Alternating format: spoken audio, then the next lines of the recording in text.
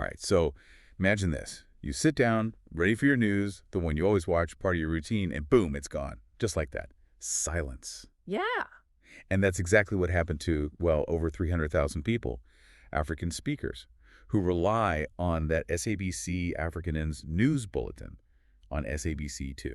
Wow. And, even if you don't speak Afrikaans, think about it.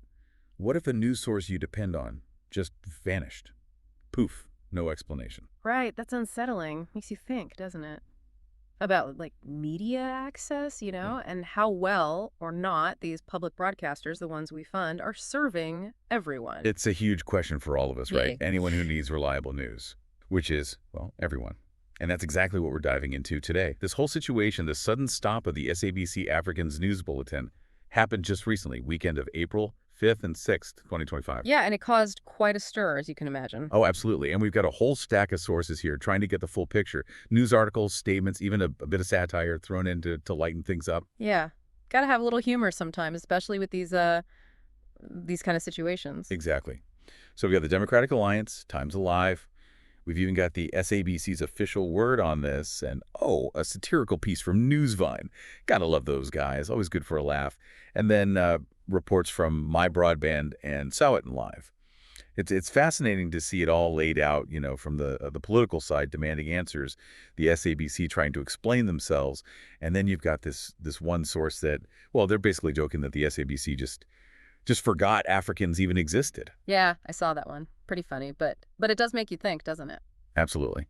So our goal here in this deep dive is to break it all down, figure out what actually went down, look at how people reacted, and really understand what the SABC is saying now. We want to cut through all the noise and give you the core information. Sounds good. Let's get into it. All right. So first thing that really struck me was just how sudden this was. I mean, the Africans News Bulletin on SABC2, it just wasn't there. Saturday and Sunday, gone. And at first, the SABC, crickets.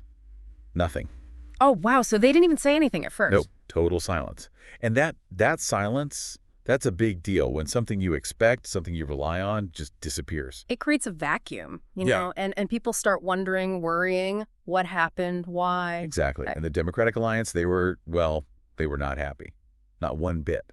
Willie Ocamp, he's an MP, he put out a statement, like immediately demanding answers. They called it, get this, an essential service being shut down without a word. No notice, no reason given. Strong words. And they make a good point, right, about the viewers. 300,000 plus all paying their TV licenses. Exactly. The DA is basically saying, hey, these people are funding you. You've got a responsibility to serve them too. Yeah. And it really makes you think about the bigger picture.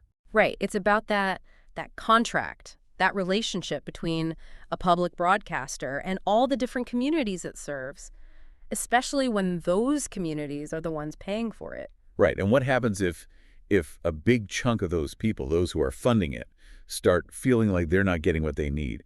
What does that do to the SABC's credibility, in the long run? Big question. And it wasn't just the DA raising concerns. Afriforum also jumped in, sent a letter to the SABC, the chairperson, the CEO, everyone. They wanted answers too. And Alana Bailey from Afriforum, she had a really interesting point about the SABC's finances. Oh, yeah, I read that. They're not exactly rolling in cash, right? Yeah. Everyone knows that. So she's saying, how could they possibly, in their situation, interrupt something that could actually bring in money, advertising revenue from that time slot? Doesn't make sense, financially speaking. Yeah, it almost seems like they shot themselves in the foot, Right. It makes you wonder about what's happening behind the scenes at the SABC. If a mistake like this can happen, how good is their internal communication, decision-making? Something's not quite adding up. Yeah. And then Bailey brought up something else. She said this isn't the first time Afriforum has had issues with the SABC moving the Africans news bulletins around. Oh, really? Yeah. So they're seeing this weekend's thing not just as a one-off, but maybe as part of a pattern, a lack of respect for the African-speaking audience as they see it. Interesting. So there's some history here, some baggage. This weekend's events are kind of adding fuel to that fire, Absolutely. And speaking of the SABC, they did eventually respond to all this, put out an official statement you can find on their website. Saw it in the van life, and My Broadband reported on it too.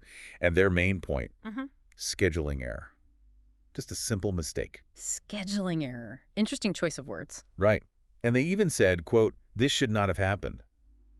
Sounds like they're trying to take responsibility, at least on the surface. Yeah, it's like they're admitting a mistake, acknowledging something went wrong, But by calling it a scheduling error, they're kind of downplaying it, right? Making it seem like it was an intentional, not a deliberate decision to get rid of the Afrikaans news. And they were very quick to say, quote, "There is no plan or decision to discontinue or deprioritize Afrikaans news."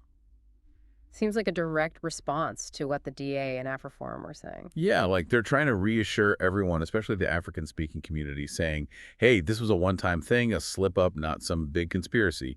They even gave the current broadcast schedule, just to make it clear. Right. Which brings us to an interesting little detail here.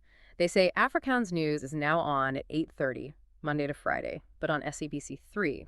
And weekends, it's 6 p.m. Saturday and Sunday on SABC 2.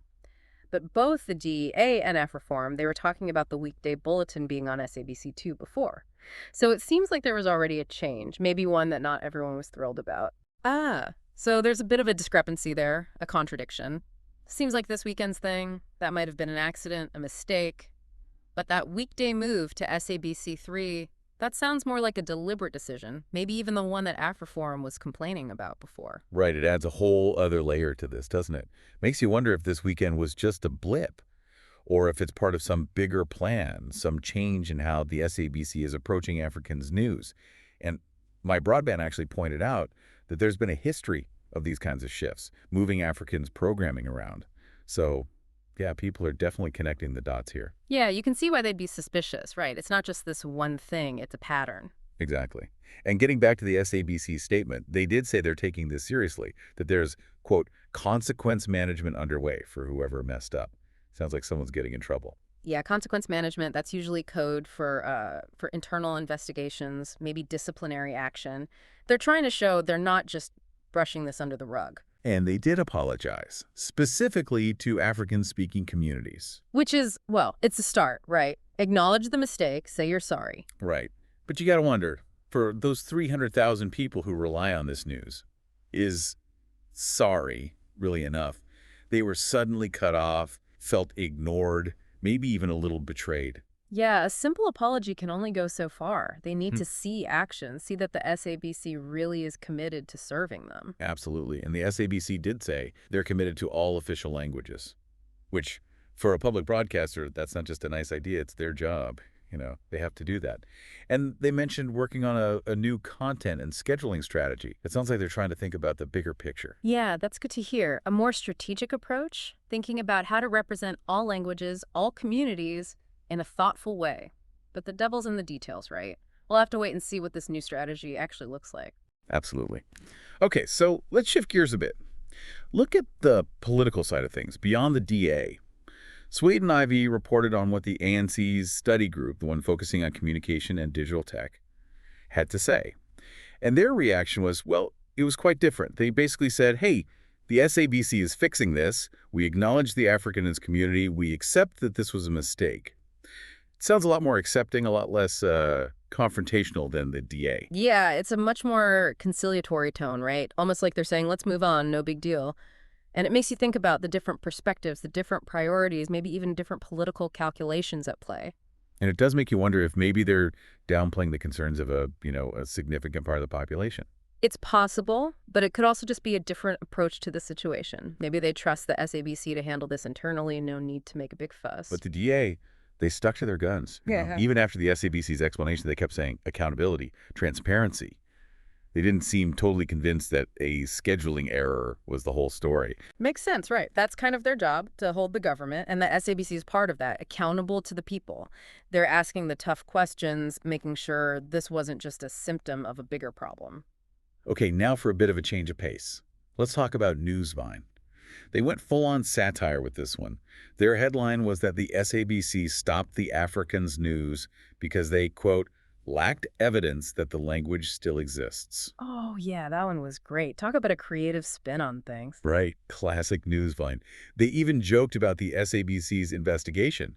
Apparently, they asked the interns, then tried a quick Google search, but it kept auto-correcting Africans to Africans. Yeah, that was hilarious. And then the way they imagined the Afrikaans community reacting, totally spot on in a satirical way, of course. Finishing their braise before getting too worried.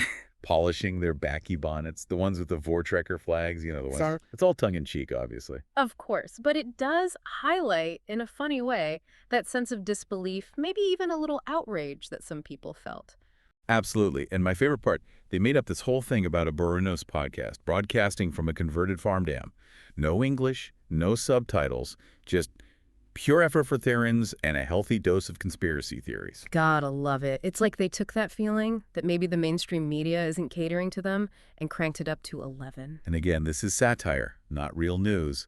But it does make you think, doesn't it? Yeah, about what happens when people feel excluded, ignored.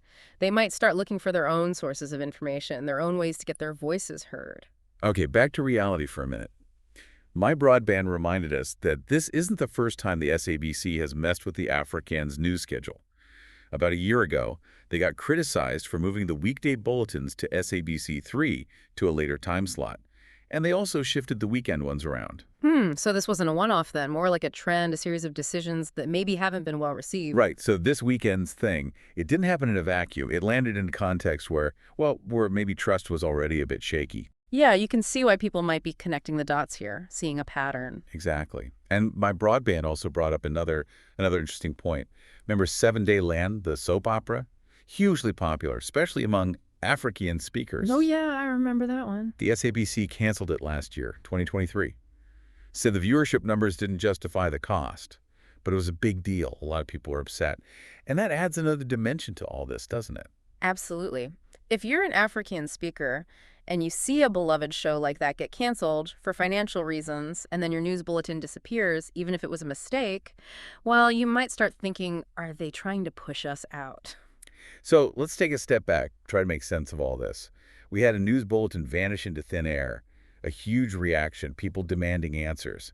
The SABC said, oops, our bad, and promised to do better. But there's this whole backstory, previous schedule changes, a canceled show, things that make this whole situation even more complicated. Right. It's not just about one mistake. It's about how that mistake fits into a bigger picture, a history of decisions, perceptions, maybe even a little bit of distrust. Absolutely. And it really underscores how crucial communication is, especially for a public broadcaster. You got to be clear, transparent, especially when you're dealing with something as sensitive as language, culture, identity. When people feel like they're not being heard, like their needs are being ignored, that's when things get messy. And it's fascinating to see how differently people reacted, right? Some were furious, demanding heads to roll.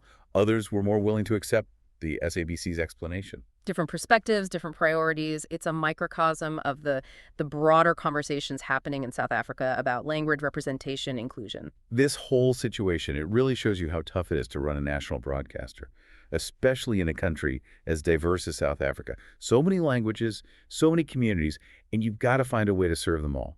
It's a balancing act. In this incident, it shows just how fragile that balance can be. Makes you think, doesn't it? Was this really just a simple scheduling error? Or is there something more going on? Something about how different languages, different cultures are valued, prioritized?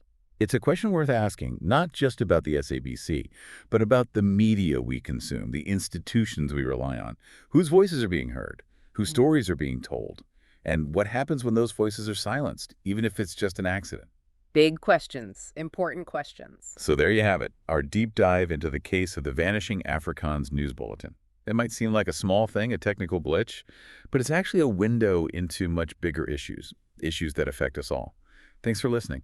Thanks for having me.